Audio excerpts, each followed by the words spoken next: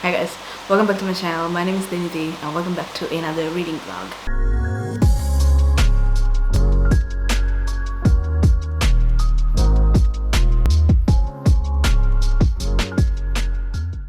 So I'm recording this intro at the very end of the book that I've been reading for like the last few weeks.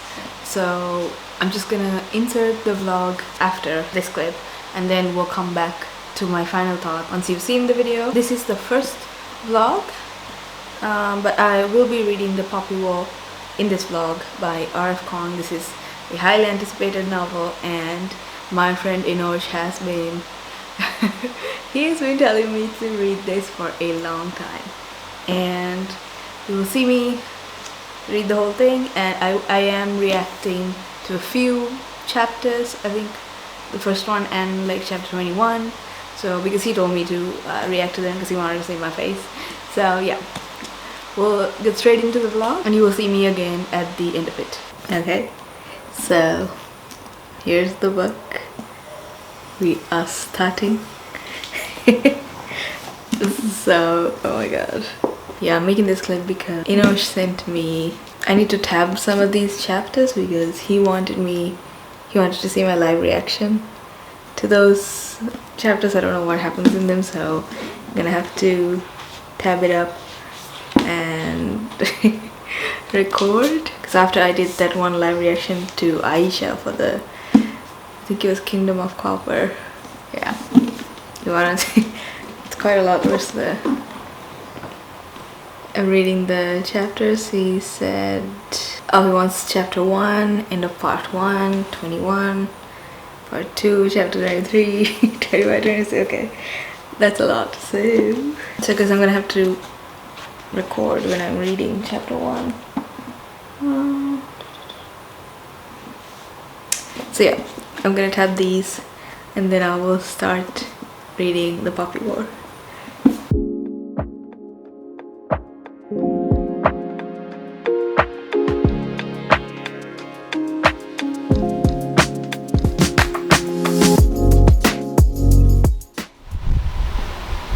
Oh, the first line is take your clothes off. Damn, I know.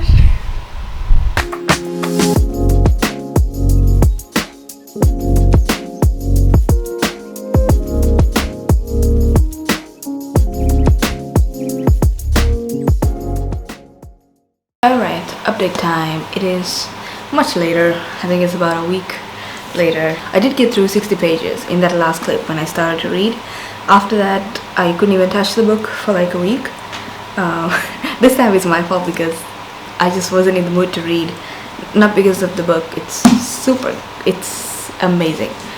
Like from the minute you start reading it, it pulls you in. But anyway, yeah, I was just in a very movie mood and I've just been watching that. So back to this. Today I managed to read 160 pages, so I read 7 chapters. I'm about to start 8, so I can give you like a good update on the book and where I'm at. Overall, I like it. I think Reyna is probably one of my favorite female characters already because there's not many of them. Nobody has ever gotten close to my affection for Reyna because in terms of female characters, I guess I'm just more critical of female characters in books rather than male characters because I feel like I'm easily impressed when it comes to male characters, but with females I expect a lot more, especially if the author is female and the writing about females, because I don't want this damsel in distress type of thing, or nor do I want this badass sword wielding, magical, powerful, invincible female characters either. I want somebody who is a female in a sense, and then you have other features that makes you, I don't know, a hero, a heroine, whatever. And that is very hard to do. I think only Shay in the Greenbone Saga has come close to becoming like a really good female character. I really like her because she is essentially a feminine character who also happens to be a badass. So it's essentially what Reyna is as well. She is a lot more flawed and complicated, which I love, and her perseverance and her desperate nature to succeed and to belong, and the fear of going back to where she came from. She was about to be married off in her village when she runs away because she didn't want to be, because she knew that she would be sexually assaulted and be treated like a slave if she was to get married. So she takes this test, which reminds me of the Star Trek Kobayashi-Maru, that thing. Anyway, so she takes this test and she scores really high from her village, and she gets selected to go to this elite military academy, and that's basically where they select all these soldiers and these military leaders who would get to fight in the war or in the army. So that's essentially where she goes, and she realizes that she has to pick the lesser of two evil, I guess, because going into the city she realizes that it's not better. The city is actually worse. The people are brutal, they're very dark, and they're very desperate. And then inside the military academy she is constantly discriminated because of her skin, because of where she's from, and there are hints to her ancestry. She is a Speely as far as I can see. They never confirm it they haven't confirmed it yet, but there are hints to this dead race, and there's only one person who's still alive called Alton, and he has red eyes, which I thought was a characteristic of a Speely person, but one of them, I think it's Katai, like another character, who says that it's only the warriors or the soldiers who have crimson eyes. So all these hints are pointed towards that Rin is also a Speely. Other than that, the story is actually like really, I have no idea what's going on. And essentially right now they're talking about the history of the Poppy Wars and the country. It's kind of convenient that she's in an academy where she has to learn about the history and the school, so it doesn't feel like you're getting a lot of info dumping with this story. It's like she's learning about the subjects and we're learning with her. So all that is really well done. I love the writing. I had to stop myself to give you an update because I really want to continue reading, but yeah, this book is great. The writing is amazing. I knew I would like this book. It's a matter of how much I like it, I guess. Reyna as a character is, again, I really like the secondary ones as well, but mainly this is Rin's story, and she's amazing. She is flawed. She is very complicated. Her ideas, and she's very reckless, she is driven by fear of having to return or having no place to belong. So like she's driven by that, which makes her sometimes immature and reckless, which I like, because we sometimes forget that she's still 16 or something when she comes to this school. So that means like she doesn't have all the information, and she never had a parental figure to teach her what's right and wrong. So all that she is and all that she's learning is through people who have their own opinion, and she's just picking bits and scraps from different people, different opinions. She sees the world through their eyes. So what is her own opinion is very questionable, because everything that she says and all the answers that she gives in class they're very strategic, but it's also in a very survival mindset, if that makes sense. So that she doesn't see it as a morally problematic solution. At one point she says like the only way to win this war is to burn the village down, something like that, and let the children die, because that's the only way to save the rest. So stuff like that. She's very young, and for her to say stuff like that is you think to yourself, right, okay, she's in a military academy, she's learning to be a soldier. If this is how her mindset is, and nobody's really trying to change it, they're just saying like, okay, I don't agree with you, but they never give her they never show her a better option either. So I hope I'm making sense, because her psyche is very interesting and very fascinating to read, because it is well thought out. This is not somebody who is going down she is somebody who's going down a very dark path, and that is shown from the very beginning because of her will to survive. And there are some things, especially like trigger warnings, like self-harm, alluded like sexual abuse, parental abuse, all of that, and of course like this academic pressure. I don't want to say that it's written in a very romanticized way. I don't think so. It's also not a book that you can take inspiration from. I had a very long conversation with Inosh because he loves this book, and so yeah, that's when this came up, and that's what I figured, because yeah, the things that she does are very questionable and they're very harmful to her and to her future, but she does it anyway in order to get good grades, secure her place in this school. And yeah, she's very extreme when it comes to like the methods she uses to achieve her goals. So that is in no way an inspiration, and it should not be, and I don't think the writer intends it as such, but sometimes it comes across like that because the things she does ultimately get her what she wants. It may sound like what she's doing is, yeah, it's like something like pain rewards you at the end. So yeah, very questionable things, very morally grey situations happening. I mean, this is grimdark fantasy, of course, you have to be mindful of those things. So yeah, again, it's part of why I like the book, because it's very realistic, and she has given a lot of the thought into these character developments, especially Reyna's, and I'm already fascinated. I already like her. It's so nice to see a female character, because she has all the things that a normal female person would, and this drive and her perseverance, all of that is very much relatable, especially if you're a woman. You will understand it. It's hard to explain, but a female reading this will understand what she's going through and the things that she's feeling. There's also a very personal thing that happens in the book, like in the first few chapters, regarding her period, and that it was so well done. Again, it showed her immaturity and her recklessness, and I like that the writer makes it consistent, that because every time a problem arises to her, her first thought is like, how is this going to affect me staying here, because that's the only thing she wants, because the alternative is to go back and be a child bride to some fucking man. And in terms of like the other characters, I do like them. They haven't really made an impact in the story yet, so we'll see how it goes, but I still like them. They're not annoying, they're just like normal people, and there aren't any romantic interests right now, so which is kind of nice. Anyway, I'm like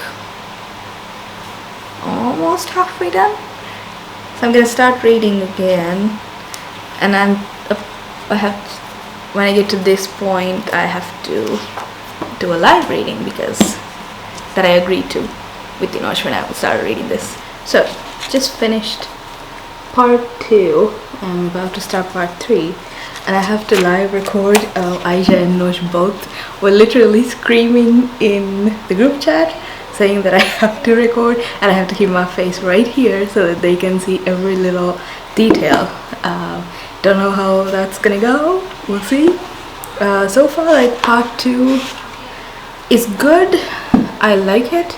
See, I'm trying really hard not to compare it to City of Brass and the Dewa trilogy, because I feel like I'm more attached to it. Because in this book, I'm only interested in Rin, only her. Like, I like Alton, I like Naja, I like Shagan, so they're okay. And also, when it comes to like the second part of the book, Rin didn't really get to do or make any choices herself in terms of like her as a character. Like, she was just a soldier in battle, which is fine, I have no problem with that, but I did kind of get annoyed at the fact that she kept having to train with these like powers that she has with men. It's like constantly, first it's Young and now it's Alton, and then it's this new guy. Like, where are the female characters? Like, Kara is just there, she doesn't. Rin and her, like, where are the dynamics? Like, I really want female relationships in books, and I'm not getting that. I don't want to criticize the book, because this is the story that she wanted to tell, so, and she's doing a fantastic job at doing that. So this is essentially Rin's story, so in terms of that, she nailed it. I really like her.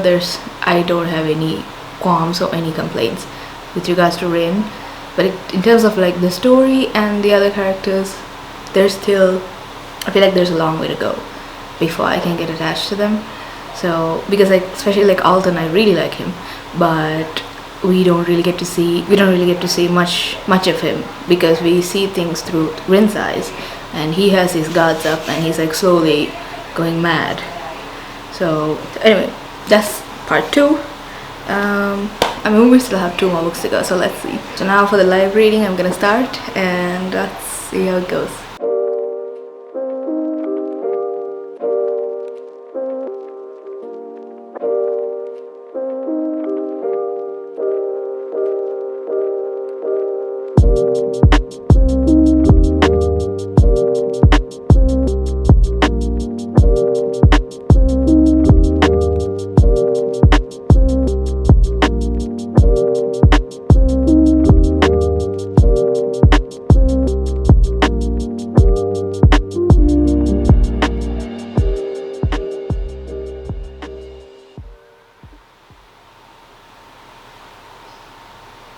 Okay, wow.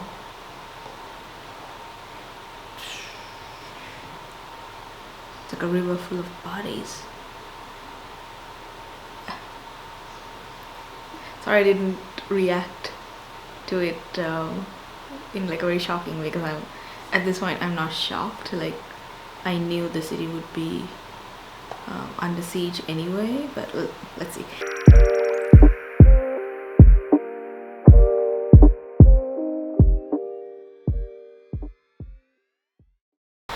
Okay, this is like major spoiler, so I'm just gonna put the book. See, this is very grotesque, the mutilation that the Federation has done, right? But it's not, it's like I'm reading about a history book, you know? I'm not reading something that's going to shock me, right? I mean, so far I'm only like few pages into the chapter. Let's see how it ends. But when I'm reading it, I'm just reading, okay, so corpses hung by their tongues from hooks, headless, limbless, displaying mutilations that must have been performed while the victims were still alive.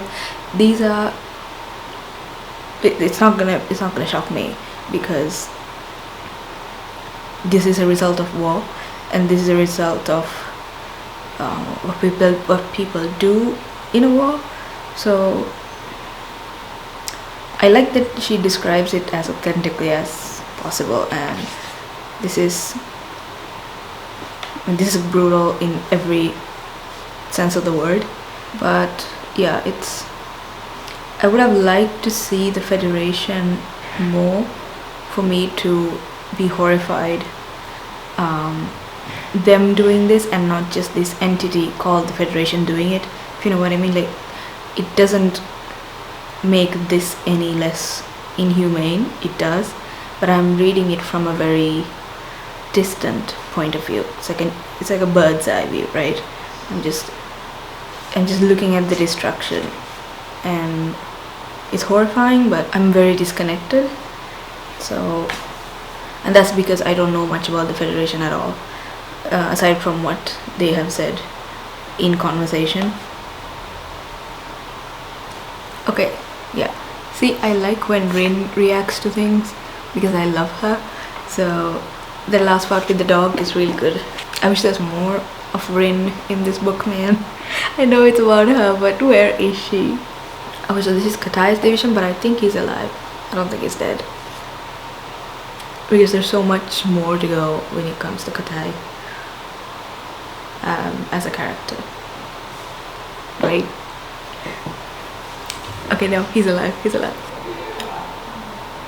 They found Venka. I don't know if Venka was with Katai. Oh my god.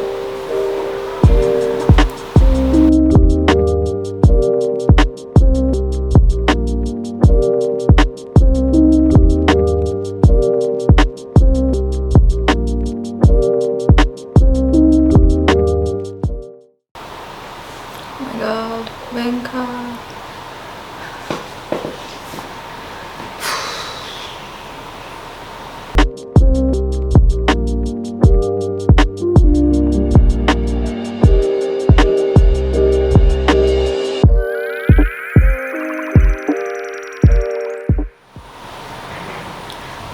There's a line that says Ring didn't want to hear anymore. Like, I don't either. These are the horrors of war that I've heard many times during our civil war, and to read it again, it's not nice. Okay, I'm back. Hope you guys enjoyed the video. Let's talk about the Poppy War. I finished it yesterday and I gave this 5 out of 5. I have no faults with the book except for the few things that I mentioned here and there in the blog. I feel like they're honestly my problem. It's not the author's fault, because the story she wanted to tell, she told it brilliantly. Like, there's nothing wrong with anything in this book. She said it the way she wanted it to. Like, there are no plot holes, the pacing was great, the characters are really good, the plot is great, it flowed really well. But there are some things that I didn't particularly enjoy, but it's purely from my personal preference, and I don't want to give this book a lower rating because of that, because what she set out to do in this book, she did it, and she managed to do that pretty well. So gave that 5 out of 5. I will be reading the second one, Dragon Republic, in the next video. So I'm really excited to start the Dragon Republic. If you like this video, give a thumbs up, subscribe, and I will see you in my next video. Bye.